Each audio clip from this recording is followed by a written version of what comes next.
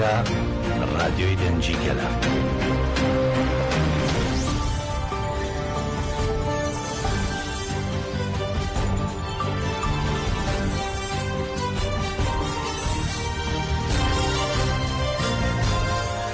ئەم کاتتان باش بیسەرانی هێژە لە ڕادیۆ دەنگی گەلەوە بە یارمەتی هاوکارانم کەشتی هەواڵەکانی ئەم کاتژمێرەتان پێشکەش دەکەین.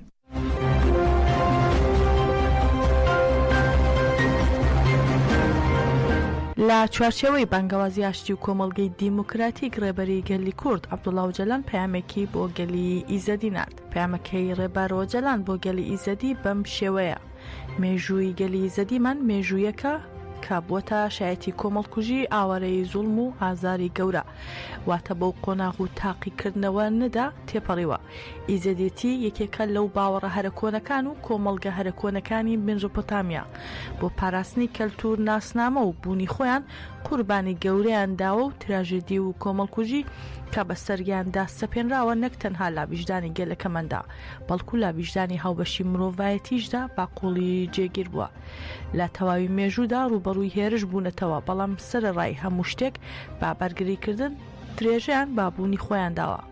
لە سەدەی ڕابردوو کۆمەڵکوژیەکان کە لە ئەنجامی هێرشەکانی خاوەن زێهنیەتی دەوڵەتە نەتەوەییەکان ڕوویداوە لە ئاستی جێنۆسایددا بوون. کۆمەڵکوژی شەنگال لە ساڵی 2014 بەردەوامی ئەو زێهنیەتە بوو کە ئامانجی سڕینەوە و لە ناوبردنی ئیزەدیەکان بوو. بەڵام ئەم جارە گەلی ئیزەدیمان بازوویی گەیشتنە تێکۆشانی ئازادی خۆیان ڕێکخست و دەستیان بە بەرخۆدان کرد. بەم شێوەیە با بەرخۆدانێکی مێژووی وەڵامی کۆمەڵکوژیەکانیان دایەوە. بەشداری ژنان لەم بەرخۆدانە زۆر بەواتایە ئەوان کەوتونەتە ئەو پرۆسەیەی کە داهاتووی خۆیان بە دەستی خۆیان بنیاد دەنێن. داهاتووی گەلی ئیزەدیمان بە هێز و ئیرادەی ئەوان لەسەر بنەمای کۆمەڵگەی دیموکراتیکی کا پشت بە ئیرادەی دیموکراتی دەبەستێ شێوە دەگرێت و بەرجەستە دەبێت. پێویستە ڕێخستنێکی کۆمەڵایەتی وا پێک بهێنین کە بتوانن بە باوەڕی خۆیان بە شێوەیەکی ئازاد بژین. لەم قۆناغەدا کە ئێمە بیرمان دەکردەوە و پێگەیشتین دامەزراندنی سیستەمێکی دیموکراتی بۆ پاراستنی هەبوونی مێژوویی و بەردەوامی پێدانی زۆر گرنگە. لەسەر بنەمای دیدگای کۆمەڵگەی دیموکراتی داهاتوویەکی یەکسان و ئازاد بۆ گەلان دەتوانرێت دروست بکرێت. پێویستە ئیزەدیەکان لە خەباتی دیموکراتیزەبوون و دروستکردنی کۆمەڵگەی دیموکراتی کا پشت بە ژیانێکی ئازاد و یەکسان دەبەستێت ببنە هێزی چالاک و کارە. هیچ ڕوانگەیەک کە ئازادی گەلی ئیزەدیمان دان پێدان نەنێت و پشتگوێی بخات نایاسایی و ناڕەوایە. پێویستە گەلی ئیزەدیمان لە هەر شوێنێک هەبن بە خۆڕێخستن داهاتووی خۆیان بخەنە ژێر پارێزگاری و ئاسایشی خۆیان مسوگر بکەن. تێکۆشان بۆ ژیانێکی ئازاد یەکسان و دیموکراتی بەرپرسیارەتی هەموو گەلەکەمانە. بەم بۆنەوە سڵاو لە تێکۆشانی گەلی ئیزەدیمان دەکەم. دەمەوێت بڵم من لە هەموو بارودۆخێکدا پێشگیری لە تێکۆشانی ئەوان دەکەم ئازادی ئیزەدیەکان و ئازادی گەلانی ڕۆژهەڵاتی ناوەڕاست بە یەکەوە بەسراونەتەوە. لەم چوارچێوەیەدا بانگەوازی ئاشتی و کۆمەڵگەی دیموکراتی وڵامی بەرامبەر بە 73 کۆمەڵکوژی دژی ئیزەدیەکان ئەو پرۆسەیەی کە دەستمان پێکردووە زۆرترین بوون و ئازادی بۆ ئیزەدیەکان بەدی دێنێت. ئەم بانگەوازە ڕێنەسانسە و زۆرترین ڕێنەسانس دەبێت بۆ گەلی ئیزەدیمان. ئەم پرۆسەیە بە هەست و تێکۆشانی هاوبەش سەردەکەوێت. دووبارە سڵاوی بێپان پایانی خۆم دەنێرم.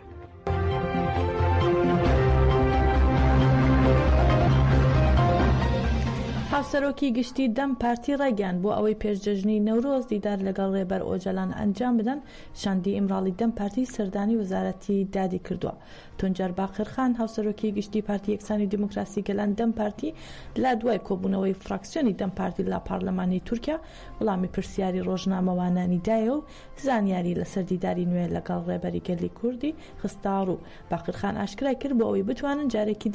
دیکە دیدار لەگەڵ ڕێبەری ئاگەلی کورد ئەنجامدان داواکاریان پێشکەشی وەزارەتی دادی دەوڵەتی تورکیا کردووە.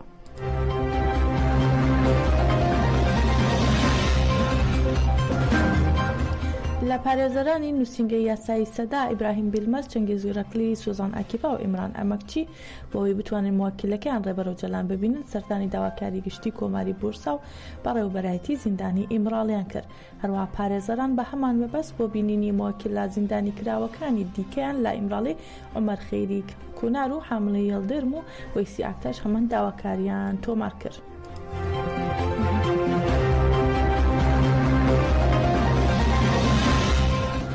قەرەیلان ئەندامی کۆمیتەی بەڕێوەبەری پارتی کرێکارانی کوردستان پەکەکە لە چاوپێکەوتنێکی تەلەڤیزیۆنیدا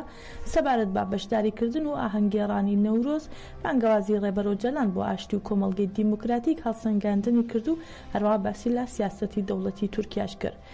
قەرەیلان دەڵێت کەس تەسلیمی دەوڵەت نابێت و وەزارەتی جەنگ درۆ دەکات و کۆمەڵگا دەخڵەتێنێت. هەروەها قەرەیلان وتیشی ئەگەر دەوڵەت نەگەیەتە چارەسەر بەدیل و ئامادەکاری سیاسی و سەربازیمان هەیە. وەزارەتێ هەمە داخویانی خوا گی وەرماندینە یعنی نەڕاست. مثلا ها تایران لە هەرەمی مەدیا دەکەی نەوەسا ئەف تایران تو قەیبێ نادن چونکە مە تەدبیر هەم بەر ون گرتیە فقط ئەو لێ دەکەن توپی وەسا ئێوە گیش پەرانە گیش قاسی ڤۆ دەولەتێ دەردکەوێ دەولەتی گیش ملت فەقیر و فقۆرۆن وێرگی دەگرێ هەر هەفتەیە جارێ داخویانی دەدن دەبێ مەوە قاسا کوشت یعنی هەر ئەجماری کوشتیان کزیده دکن هیچ بوخا و قاسرکبتی را برد کن و ده حقیقت ده چیک ور نینه ما تو وندایی ور ندایی اوی کشتی لکرن لحوانا لکو داره هم چیک ور نینه یعنی داره او یعنی یا واد جواکی رو داره وند کن اون سرویجی زفره که آباد که اون راند قزر دکی نه راسته نه زفر گرتی نه ورگو تو وندایی دایی تو کسی که مثلا داخیانی دا گوم لپنچه کلید تمام کرد تمام نبود هم ورگو یعنی ادویم گوتنک هیا تی گوتن ده وقت شر دا دسپیک ای دمره حقیقت ام حالی خود وکی شورشگر ام دبین لازم ام وا یاسای راکن یعنی جبو ما حقیقت نمرن ام حقیقت اون نظمون اما راستیا که شر هیا یعنی اشتا یعنی مثلا ها از نباورم دولت آستی هری جور در حقی حقیقت شری هیدا خودان آگاهی تمامه یا نه ها هم خوازه قناقه کنی دست پی بکر نه بسا هم دخوازن بسکینه و هم دخوازن آشتی چه بیو چاقه یعنی هونش گروه خواه گرک بگوهرینه اما هم دنیرن وی بردوام دکنه ای دولت به تایبت اف گوتنی وسا ام رد که نه راسته و گوتنا گر که بین بردوام کرن و وقتی سابوتا رول بلیزه که یعنی اشتا گوتی برا به قید و به شرط تصمیم کی به هر تصمیمی به اوناگی فدایی نه باناگی جبو آرمانجا که پیروز بونه شورش کرده و اگر ترکی دخوازه واتنگاسی به کرد را واسه آشتی چکه ببرینه ایوای ربراپو گو هم هنه ایده گره گونجی گوریمه نیز بلون چه واسه والا متاخوا دکن جخوار زعفری سخت چید کن نور گوه یعنی دوی هر کس واره حقیقت ایدی یک جی واسه یا ذکری تشتی عجایی دوی ده بانگه دا او تنه اگر بس تنه جبون هوش دوی کس تشکی ور نفکره یا تو دندری شر داتی چه و پی باجو بمشینی یعنی بالا خواه پیدا ختم باندن işte ابد یعنی ده ختم اینه جبو که پیواجو بمشه بریگی و هلوسنا گرک به داوی ببن و نیز بنا چونکه پیشی بنا کن برو واجی ده ختم اینه نه برای همه توشی دوید هر کس بزانه پکه که حرکته که ایدئولوژیک سیاسی رقصنی و جواکیه پکه که تنه نگیری پکی که بلکو سدی دقیقا لشکری حالی خواهی اساسی جواکیه و نه دوی دمیده پکی که لباکور کردستان ده دم خواهی هری خورده اف تشک مسوگره پکی که ده دم خواهی هری خورده تبگره که اف فدایی تیده هبن و اف تجربه هبن ناکبه یعنی گرک به هەروەها لە بەردەوامی قسەکانیدا مراد قەرەیلان سەبارەت بە نەورۆزی ئەمساڵ وتی پێویستە بەشداریکردن لە نەورۆزی ئەمساڵ بەهێزتر بێت بە تایبەتی داوای کرد ملیۆنان کورد ڕوو لە دیاربەکر بکەن و از دەستپێکێ نەورۆزە ربراپو پیروز دکم سلاب ریزداری و گریدانه خواه پیشکش دکم هر وها نوروزا دایی که شهیدان مالبات شهیدان از پیروز دکم نوروزا تبایی گل مای هر چار پارچان و ای گل هرم کسی به نوروز باور دکن جاردین نوروزا گریلای آزادی کردستان نوروزا تبایی حوالان از پیروز دکم ده سال نوروزا نو جبو هر کسی کی به دل و جان سرکفتن دخوازم و از نهادا جشن رمضان جی لتبایی گل ما و لعالم اسلامی پیروز دکم تکوشین آزادی کردستان هیرو لقوناغا که پر گرینگ نوروزا 2025 پیشوازی دکریه دوی هم حول بدن به همه هیزا خواه به همه طاقت خواه که او نوروز سالان نوروزا 2025 به سال آزادی به سال آزادی ریبراپو و آزادی گله کرد دوی درشما تنه هره درشما بجی سرو کاپو و درشما جبو سرو کاپو آزادی اوانا به گرسایی و خورتی بین بانک کرن دوی واری دا به طایبت یعنی داخازی خوی آشتی چارسری و آزادی و دموکراسی لوا قاده به گرسایک مزن بلند بکه برا دنیا عالم هر کس تماشا بکه و ببینه او به شولنک و مشکه دموکراسی مزن ناوەندی ڕاگەیاندن و چاپەمەنی هێزەکانی پاراستنیگەل هەپەگەڕ ڕایگەیان ئۆپەراسیۆنی هێرشەکانی دەوڵەتی تورک بەردەوامن و سوپای تورک 18 جار بافڕۆکەی جەنگی و 503 جار باچەکی قورس و تۆپ و هاوەن هێرشی کردووە. هەپەگە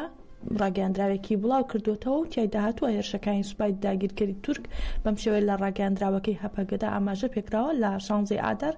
لە هەرێمی خواکورک سوپای داگیرکەری تورک لە گۆڕەپانی بەرخودانی گردی مەسکەنی ئۆپەراسیۆنی دەست پێ کردو و هەروەها هێرشەکانی سوپای تورک بافڕۆکەی جەنگیش بەم جۆرەیە خراوەتە ڕوو 16 ئادار گۆڕەپانەکانی بەرخۆدانی بەرێزێنێ سنین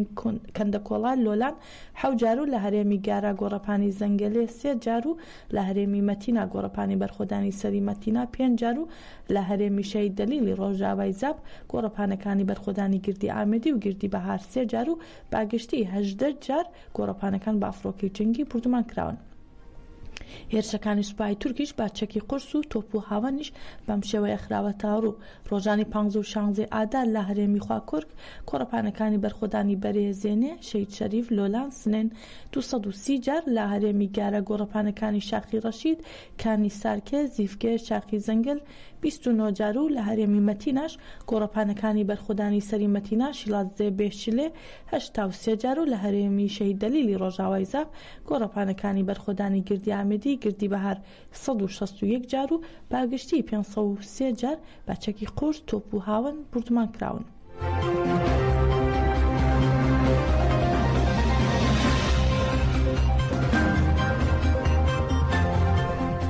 دەوڵەتی تورک و چەتەکانی باچەکی قورس دەوروبەری بەنداوی تەشین تۆپباران دەکەن. هێرشە قڕکاری و داگیرکاریەکانی دەوڵەتی تورک و چەتەکانی بۆ سەرباکوور و ڕۆژهەڵاتی سووریا بەردەوامە و بە پێی هەواڵی ئاژانسی هاوار نیوز لە ئێستادا سوپای تورک و چەتەکانی باچەکی قورس ناوچەی دەوروبەری بەنداوی تەشین تۆپباران دەکەن. سەبارەت بە زەرور و زیانەکانی تۆپبارانەکەی دەوڵەتی تورک هیچ زانیاریەک لە ئێستادا لە بەردەست نییە.